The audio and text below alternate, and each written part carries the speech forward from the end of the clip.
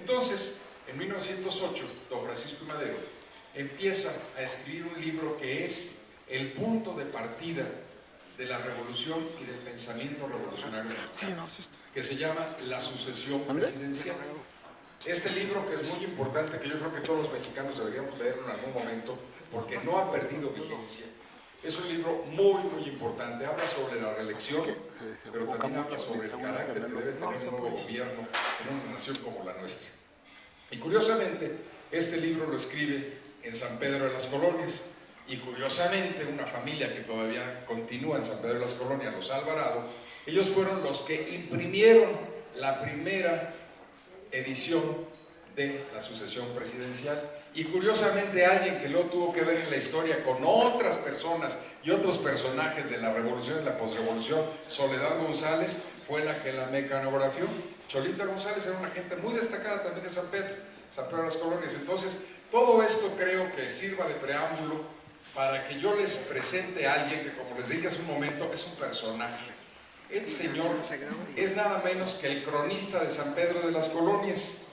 Muchos de ustedes ya lo habrán conocido, ya lo hemos visto en otras reuniones, y me voy a permitir, por eso tomo ahora el aparatejo voy a permitir leer algo de su currículum.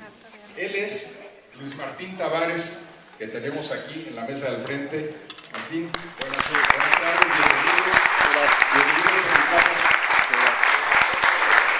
Luis Martín Tavares Gutiérrez nace el 14 de junio de 1964. Y me ponen aquí, para los que conocen San Pedro de las Colonias, que nace en una casa de la avenida Lerdo, a media cuadra del Mercado Juárez.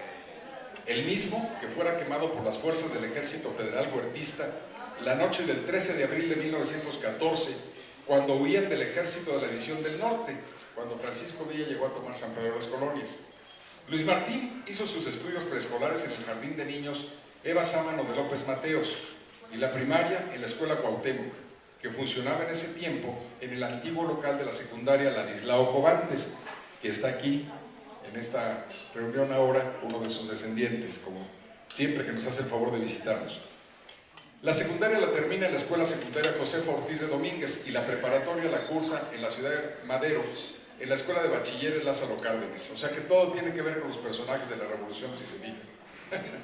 Hizo algunos estudios de lengua y literatura española y desde hace más de 20 años trabaja como reportero. Es hace 18 años conductor del noticiero de la estación XCBF de Radiorama y desde hace casi 10 años conduce el noticiero del sistema de cable de San Pedro de las Colonias. Durante el tiempo que ha trabajado como reportero, Luis Martín Tavares Gutiérrez ha realizado diversos trabajos de investigación histórica. Uno de ellos es sobre la sucesión presidencial que en 1910. Esta la hizo junto con un equipo de trabajo muy importante en el 2007 y ganó 2 premios. Un premio estatal de periodismo cultural de la Universidad Autónoma de Coahuila en el 2008 y luego otro realizando 26 reportajes sobre la historia de personajes de San Pedro de las Colonias. El día de hoy, Luis Martín nos presenta el primero de esos reportajes, la sucesión presidencial. Este mismo video que vamos a ver ahora se ha presentado en diferentes ciudades de Coahuila y hoy por primera vez se presenta en la Ciudad de México. En este momento entonces le doy la palabra a Martín Tavares, por favor, para que nos haga el honor de comentarnos acerca